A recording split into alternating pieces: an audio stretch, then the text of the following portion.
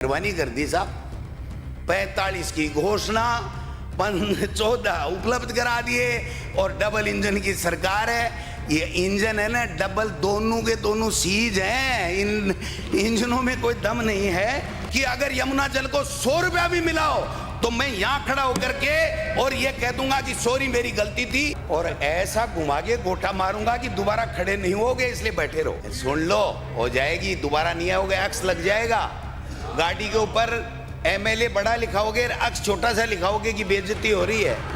आपने कृषि विभाग, कृषि मंत्री जी हैं नहीं, छापे मारने गए हुए हैं, तो ये महागोठाला करने के लिए ये लैंड के बदले लैंड दे रहे हो क्या आप? खर्रा जी भी जोर जोर से कह रहे थे, पता नहीं कौन कौन कह रहे थे कि सबको जेल में डाल देंगे, 800 काम ये कर दिए वो कर दिए। कोई नहीं गया अभी तक। तो महेश जी जोशी गए क्या? और भी आपका भी नंबर आने वाला। 24 केस हैं, 24 केस हैं।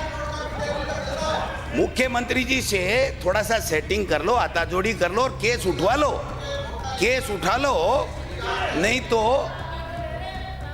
आप वाला पन्ना नीचे से निकाल लूंगा ना तो आपको वापस घर जाने की हिम्मत नहीं रखेगी, इसलिए रहने दो आप। तो चलो, आपको धन्यवाद, आप तो हमारे ही हो, वसुंधरा जी के बारे में हो ना, आप हमारे ही हो, इसलिए आपने ठीक कर दिया, बता दिया कि हमने क्या किया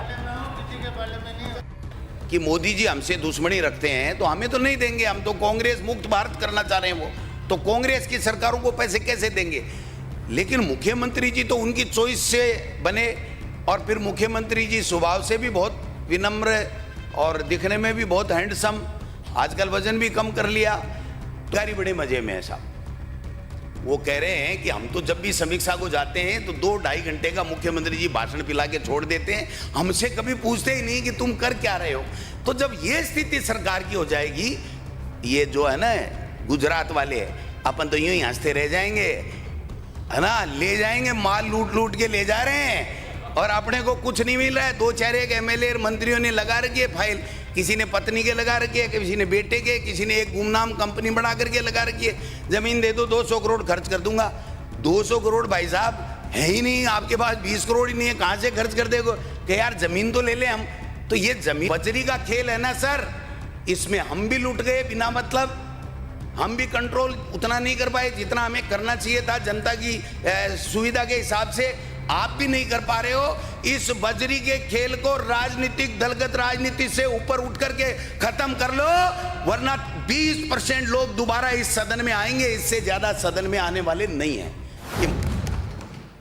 पहले तो जो वातावरण बन रहा है माननीय अध्यक्ष महोदय, ये हमारी सदन की परंपरा को और ज्यादा अच्छा कैसे करें, इसके ऊपर सबको सोचना चाहिए। इसमें कोई पार्टी की बात नहीं होती है। तो जब सदन दोबारा 2 बजे शुरू हो रहा है तो सबको आना चाहिए। ये जो समोसे खाने वाली परंपरा है, इस पे विराम लगना चाहिए, और ये संख्या दोनों ओर से शाम तक बनी रहे, दोनों तरफ से रहे, नहीं तो यहाँ भी 8 और 10 लोग हो जाते हैं कभी कभी। इतने महान स्पीकर जब चेयर पे बैठे हों और फिर यहाँ सदस्य नहीं हो तो फिर उससे चेयर को सोचना पड़ेगा कि किस तरीके की क्या आगे व्यवस्था। माननीय अध्यक्ष महोदय, बात बहुत अच्छी कही, सबके हित की कही, राजस्थान की विधानसभा को परंपरा को रखते हुए कही, लेकिन माननीय सदस्य भी अनुरोध है कि इनके दर्शन लाभ हमको निरंतर होते रहे तो हमको अच्छा लगेगा। मैं आपका इशारा समझ गया, समोसे नहीं थे, आज रखवा दूंगा। आज वैसे भी 10 बजे तक चलेगी। मैं आपको आगामी 20 साल तक की गारंटी देता हूं, मैं यहीं दिखूंगा। चलिए शुरू कर दें, मेरा समय जा रहा है, मुझे समय जा रहा है। श्रीजन जी इनका समय जा रहा है, मुझे लिमिटेड समय मिला है तो मैं अपनी बात कहूंगा। माननीय अध्यक्ष महोदय, माननीय वित्त मंत्री जी ने 2024-25 का बजट पढ़ा, 124 पेज 193 बिंदु शामिल किए। 25-26 का बजट पढ़ा, 120 पेज 168 बिंदु शामिल किए, और 26-27 में तो कमाल कर दिया, वित्त मंत्री जी ने 3 घंटे तक 7-8 बार पानी जरूर पिया, लेकिन 142 पेज 264 बिंदु। मैं समझता हूं कि इतना बजट देने के बाद में तो राजस्थान की कायाकल्प हो ही जानी चाहिए। इसमें तो किसी को कोई दिक्कत नहीं है। सुन लो, हो जाएगी, दोबारा नहीं आओगे, अक्स लग जाएगा। गाड़ी के ऊपर एमएलए बड़ा लिखाओगे, अक्स छोटा सा लिखाओगे कि बेइज्जती हो रही है। मैं एजी की रिपोर्ट आई है सर, उससे शुरुआत करना चाहता हूं, जिससे पता लगे कि आपकी बजट की और हमारे प्रदेश के अंदर किस प्रकार से चल रहा है। मुख्यमंत्री जी ने अपने महामहिम राज्यपाल के अभिभाषण में बहुत बड़ी बात कही एक, और हमें लगा कि वास्तव में इन्होंने सही कही है। लेकिन जब मैंने खगाला तो जो मुझे मिला वो मैं बता रहा हूं। उन्होंने कहा कि आप तो सरकार बचाने के लिए जाते थे, आपके मुख्यमंत्री, और मैं पैसे लाने के लिए जाता हूं, और राजस्थान की कायाकल्प मैंने कर दी और विकास के 4 चांद लगा दिए। जब मैंने देखा सीएजी की रिपोर्ट तो 2024-25 की बात कह रहा हूं, जहां सबसे ज्यादा ये गए थे केंद्र में, मोदी जी के यहाँ पट्टा पड़ाने, केंद्रीय सहायता में 37.6% की ऐतिहासिक गिरावट, 37.6% की। मैं समझता हूं कि इनको केंद्र से लाना था सर 36,684 करोड़ रुपए, और ये लाए 22,890 करोड़ रुपए। भाई हमें तो नहीं दे रहे थे, हमारे समझ में आ रही थी बात कि मोदी जी हमसे दुश्मनी रखते हैं तो हमें तो नहीं देंगे, हम तो कांग्रेस मुक्त भारत करना चाह रहे हैं, वो तो कांग्रेस की सरकारों को पैसे कैसे देंगे। लेकिन मुख्यमंत्री जी तो उनकी चॉइस से बने, और फिर मुख्यमंत्री जी स्वभाव से भी बहुत विनम्र और दिखने में भी बहुत हैंडसम, आजकल वजन भी कम कर लिया, तो पट्टा वट्टा भी पहनाते हैं, फोटो वोटो भी देते हैं, तो मतलब राजी होना ही चाहिए। हालांकि मुख्यमंत्री जी जब भी प्रधानमंत्री जी से मिले हैं तो प्रधानमंत्री जी के चेहरे पे कोई हंसी नहीं दिखी। कभी कभार अमित शाह जी के चेहरे के ऊपर कोई पर्ची की उनकी पालना होगी तो हंसी दिखी होगी। लेकिन मैं समझता हूं कि आप देखिए कि क्या हालत आपने बना दिया। पहली बार राज्य को मिलने वाले केंद्रीय अनुदान में जो सबसे निचले स्तर के ऊपर 5 वर्षों में, जिसमें 3 में हमें नहीं दिया, इनकी 2 की जो ये कह रहे हैं ना हमने बहुत लाए, उसमें केवल 1.3% 5 वर्षों में केंद्रीय अनुदान जो मिलने वाला है वो राज्य को जीडीपी का केवल 1.30%। आज तक के इतिहास में नहीं हुआ। आप कह रहे हो हम तो बहुत ला रहे हैं, हम तो बहुत ला रहे हैं। मैं समझता हूं कि बजट केवल और केवल हेडलाइन मैनेजमेंट का खेल है, इसके अलावा कुछ भी नहीं है। आपने ऐसे भर दिए, इसमें ये करेगा और वहां जाएगा और यहां जाएगा, पता नहीं क्या क्या बातें लिख दी जिसका बजट की कोई प्रावधान ही नहीं है।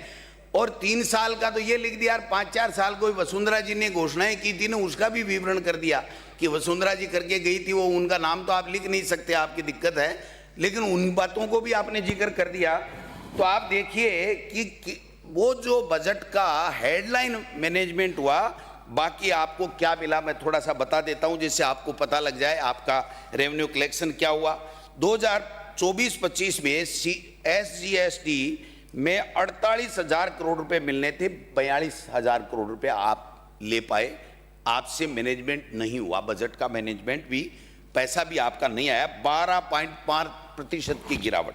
फिर राज्य उत्पाद शुल्क, आपका जो स्टेट एक्साइज है वो 14% की आपकी जो गिरावट आई है।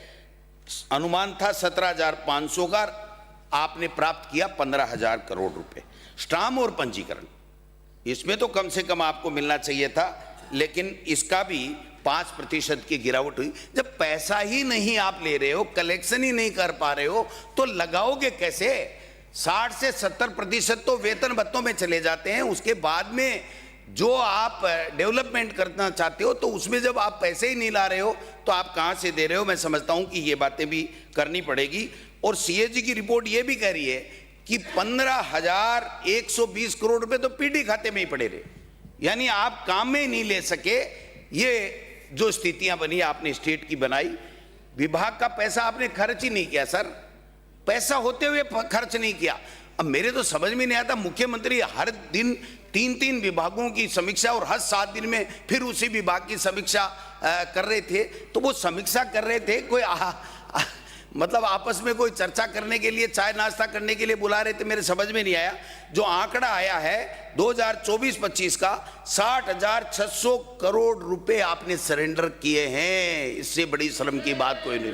60,604 करोड़ रुपए यानी 11.5% तो आपने बजट ही सरेंडर कर दिया। आप काय के डेवलपमेंट की बातें कर रहे हैं। और अगर थोड़ा सा देखो ना किसमें किया, पानी जीवन है, जीवन पानी है तो जीवन है। पीएचईडी के अंदर आपने 39% बजट को सरेंडर किया, 39%।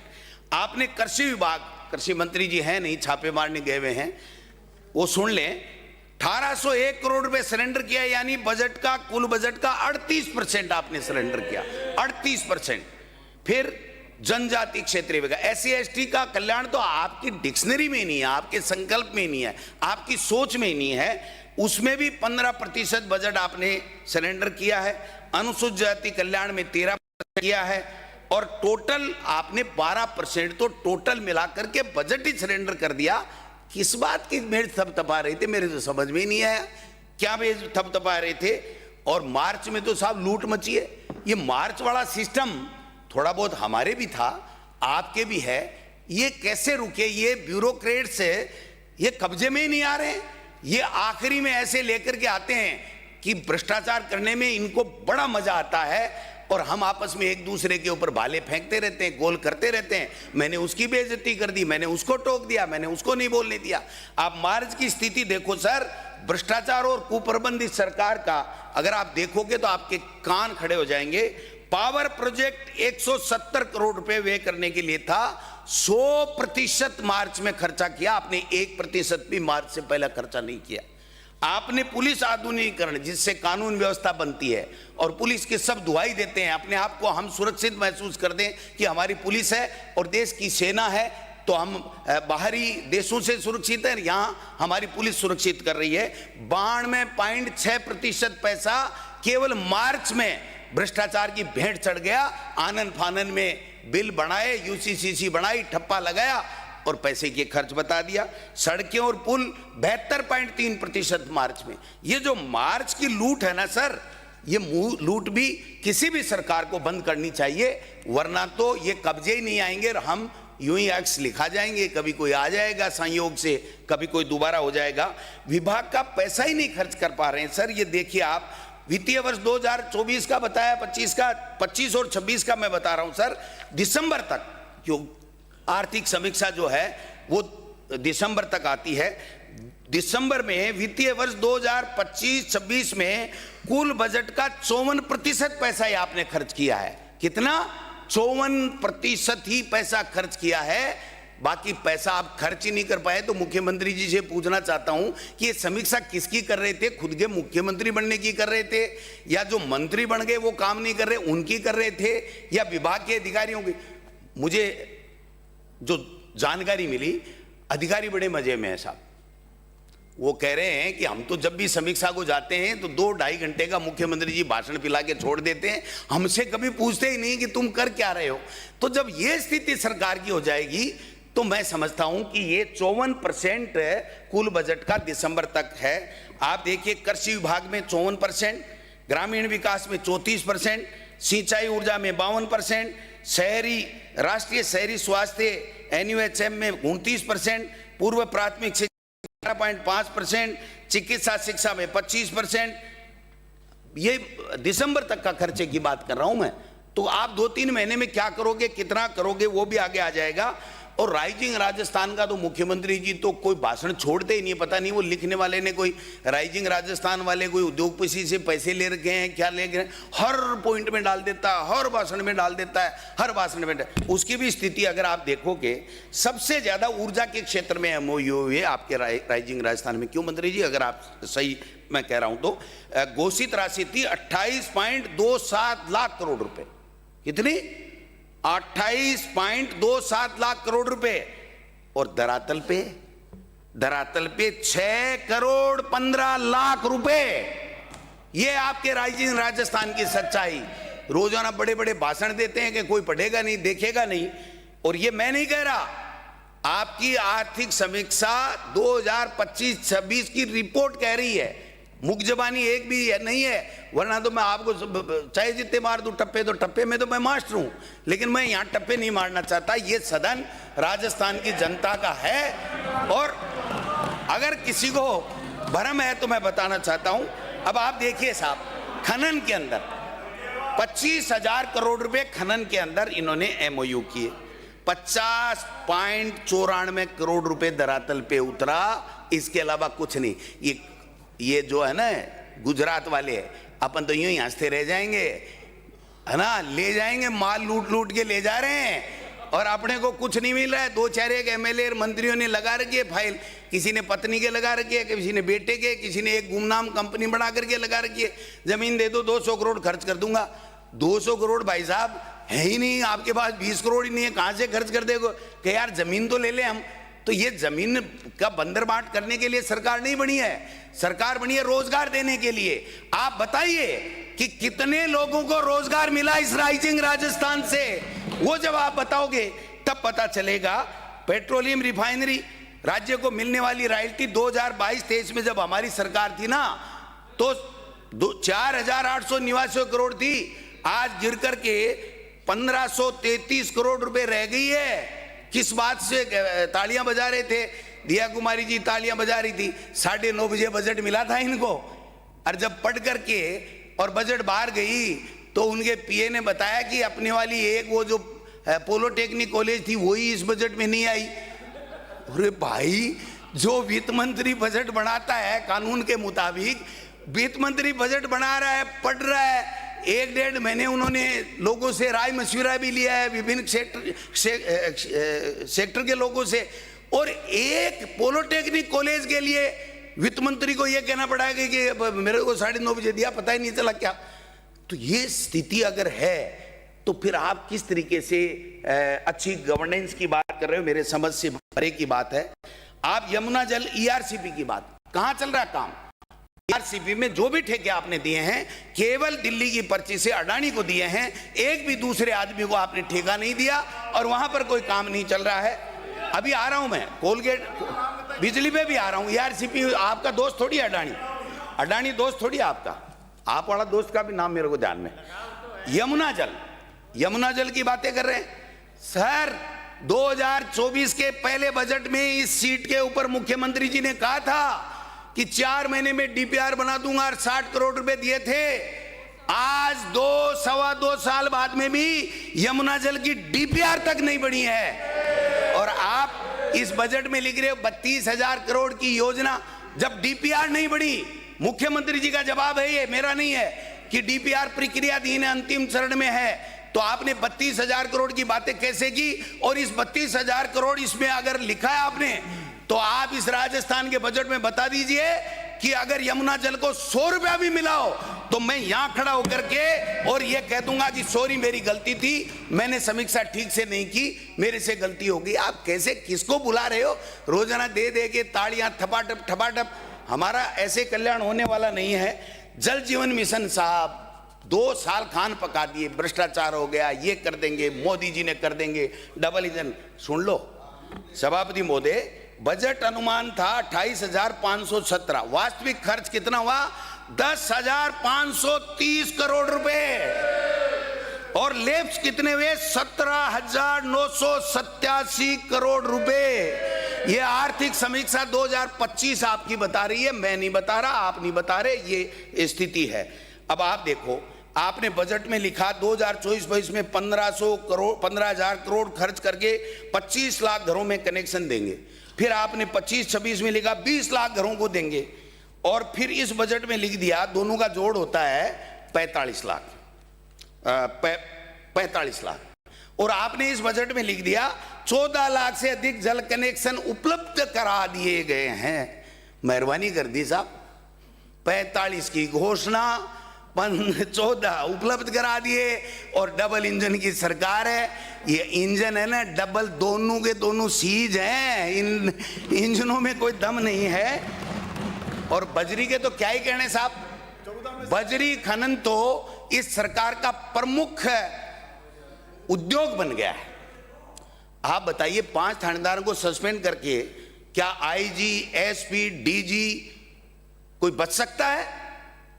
5 थानेदार सस्पेंड किए, वो थानेदार इसलिए सस्पेंड किए कि तुम अकेले ही खा रहे हो, हिस्से की बात हुई थी, हिस्सा कहां गया?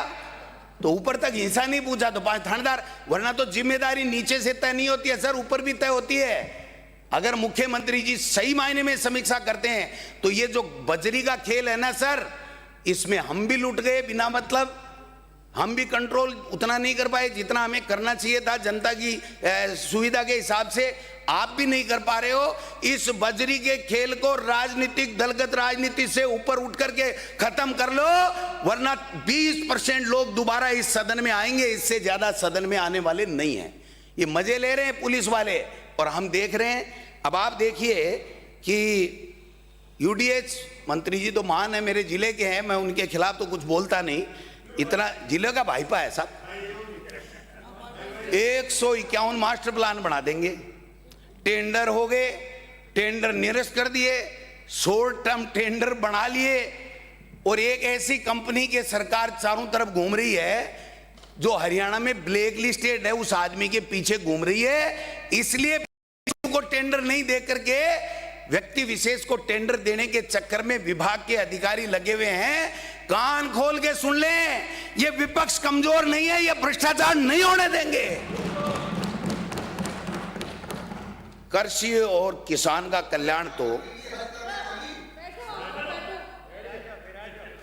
आपका और मेरा तो ऐसा है, समझ गए ना, और ऐसा घुमा के गोटा मारूंगा कि दोबारा खड़े नहीं होगे, इसलिए बैठे रहो।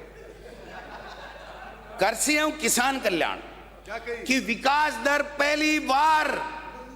पहली बार सभापति महोदय, विकास दर -5.01 नेगेटिव रही है। कितनी?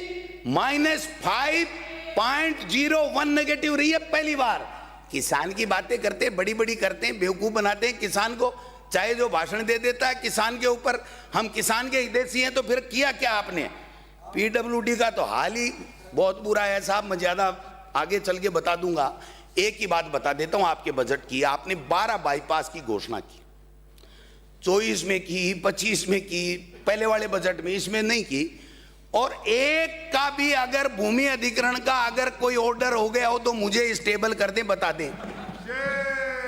12 महीने 2 साल बाद में कहते हैं कि लैंड के बदले लैंड दे दो, पैसा नहीं है सरकार के पास में। तो घोषणा किसने की थी? आपने की थी, हमने थोड़ी कराई थी। और लैंड के बजाय लैंड, बदले में लैंड, आप तो जांचें करा रहे थे ना हमारी सरकार की कि साहब घोटाला हो गया। तो ये महा घोटाला करने के लिए ये लैंड के बदले लैंड दे रहे हो क्या आप? और क्या हुआ? वो 800 कामों की समीक्षा कर रहे थे, खर्रा जी भी जोर जोर से कह रहे थे, पता नहीं कौन कौन कह रहे थे कि सबको जेल में डाल देंगे, 800 काम ये कर दिए वो कर दिए। कोई नहीं गया अभी तक। तो महेश जी जोशी गए क्या? और भी आपका भी नंबर आने वाला। 24 केस हैं, 24 केस हैं। मुख्यमंत्री जी से थोड़ा सा सेटिंग कर लो, हाथाजोड़ी कर लो और केस उठवा लो, केस उठा लो, नहीं तो आप वाला पन्ना नीचे से निकाल लूंगा ना तो आपको वापस घर जाने की हिम्मत नहीं रखेगी, इसलिए रहने दो आप। तो अब आप साहब देखो, भर्तियों वाली बात मैं जरूर करूंगा। युवाओं को जो बरगलाने का काम इन्होंने किया है, इससे ज्यादा कोई कर नहीं सकता। आपने कहा, एक प्रश्न के जवाब में भी उत्तर दिया है। ये कालूराम जी हैं डग से विधायक, उनके जवाब में आपने लिखा है कि 1,01,240 वर्तमान सरकार ने नियुक्तियां दे ली। यही है, ये आंकड़ा बाजार में फैल रहा है, इसकी सत्यता बताता हूं मैं आपको। सहायक रेडियोग्राफर 874, जो 1,01,240 के अंदर है, उसकी बात कर रहा हूं मैं, जो नियुक्ति दे दी गई। 12/6/2020 की भर्ती। महिला स्वास्थ्य कार्यकर्ता 7,267, 19/5/2023 की भर्ती। फार्मासिस्ट 2,605, 5 मई 2023 की भर्ती। लैब टेक्नीशियन 1,865, 31/5/2023 की भर्ती। नर्सिंग अधिकारी 8,486, 2023 की भर्ती। टोटल स्वास्थ्य के अंदर आपने बताया कि 31,162 भर्तियां हमने कर दी हैं इस सरकार ने, यह बताया है। मैं कहना चाहता हूं 26,000 वो भर्तियां हैं जो हमने निकाली और आपने फिर भर्ती करने का काम किया है, उसको अपने खाते में लिखने की आपको आवश्यकता नहीं है। थोड़ी संशोधित करनी, 2,000 भर्ती दी, 200 और बढ़ा दी, संशोधित विज्ञापन कर दिया, अपनी भर्ती मान ली। ऐसे करने से कुछ नहीं होगा। लेबल ऊपर लगाने से कोई ब्रांडेड वस्तु नहीं हो जाती है। लेबल तो कोई लगा ले, ये बाबा रामदेव लगा रहा है, वैसे लेबल तो कोई लगा ले साहब। लेबल लगाने से क्या होता है? अब आप देखिए, शिक्षा के अंदर स्वास्थ्य में 31,162 भर्तियों की बात की है, 26,000 कांग्रेस की और 5,162 बीजेपी के सरकार के समय के। शिक्षा में आपने 21,669 भर्तियां आपने कहा कि हमने कर दी इस 1,01,000 में।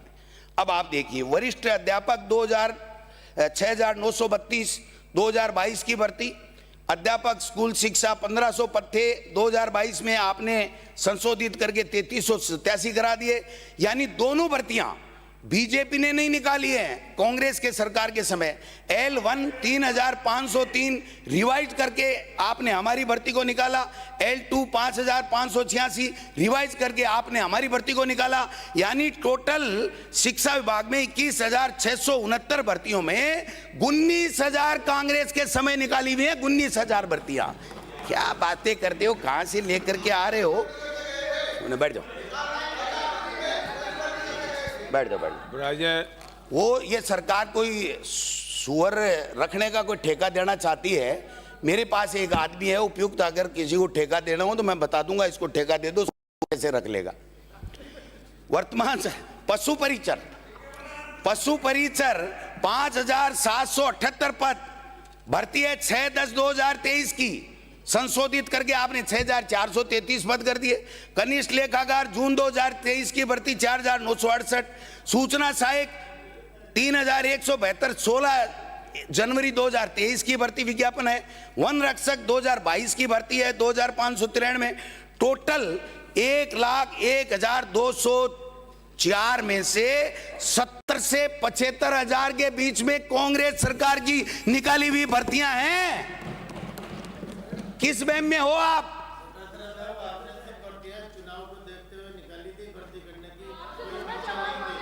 चलो, आपको धन्यवाद, आप तो हमारे ही हो, वसुंधरा जी के बारे में हो ना, आप हमारे ही हो, इसलिए आपने ठीक कर दिया, बता दिया कि हमने क्या किया। चलो, 2 वर्ष में आपने विज्ञापन निकाले सर, एक अभी निकाल रखे हैं, आपने जवाब भी दे रखा है। 1,54,175। अब आप देखिए साहब, इसमें से भी आप कह रहे हो 51,893 की आपने कोई बात नहीं की, अभी तक कह रहे हैं पद रिक्त हैं भर्ती की प्रक्रिया में, केवल 1,54,000 हैं 1,73,132 में से। संविदा के अंदर 27,000 नौकरी दे रहे हो, खैरात बांट रहे हो संविदा में। हमारे जब संविदा में होते थे तो आप विरोध करते थे, और आज संविदा की बात कर रहे हो। स्वास्थ्य विभाग में 27,000 संविदा कर्मी। कंक्लूड करें। एक सुनो, एक मिनट। श्रीमती अनीता आपको नहीं जम रहा, मैं बैठ जाता हूँ। चलो कोई बात नहीं, आपको नहीं जम रहा, मैं बैठ जाता हूँ। समाप्त करें। मैं कोई गलत बात कर रहा हूँ क्या? अरे नहीं, जो है, अरे सचेतक महोदय, ऐसे नहीं आप, अरे आप राजो ना, ऐसे नहीं होता। कोई बात समय है जो लिखा हुआ वो। कोई बात नहीं, आपको आपके द्वारा समय है। सुन लो मेरी बात, मेरे कोई दिक्कत नहीं है, आप जब कहोगे मैं बैठ जाऊंगा। इनको नहीं दिक्कत है, इनको दिक्कत है तो मैं बैठ जाता हूँ। 27,000 संविदा की भर्ती, 10,644 एलडीसी की भर्ती। एलडीसी के लिए सीटी जरूरी है। आपने घोषणा कर 2 साल से सीटी नहीं करा रहे हो। आपने घोषणा की थी कि हम फरवरी के अंदर सीटी कराएंगे, सीधी एग्जाम करवा रहे हो वाई लेने के लिए। 20 लाख से 30 लाख के बीच में बच्चे 2 साल में आ गए। नियमों में है हर वर्ष सीटी कराई जाएगी और उसके बाद में कनिष्ठ एलडीसी की भर्ती की जाएगी। वरिष्ठ अध्यापक 6500 चतुर्थ श्रेणी कर्मचारी की वाई ले रहे हो और अभी तक दे रहे। सफाई कर्मचारी और चतुर्थ श्रेणी के कर्मचारी 1 लाख के लगभग है, दोनों की भर्ती नहीं करा सके। डूब के मर जाना चाहिए। 2.25 साल हो गए और बातें कर रहे हो बड़ी बड़ी। आप देखिए बिराजिए साहब। क्या बिराजू? समग्र शिक्षा में बस हो गया।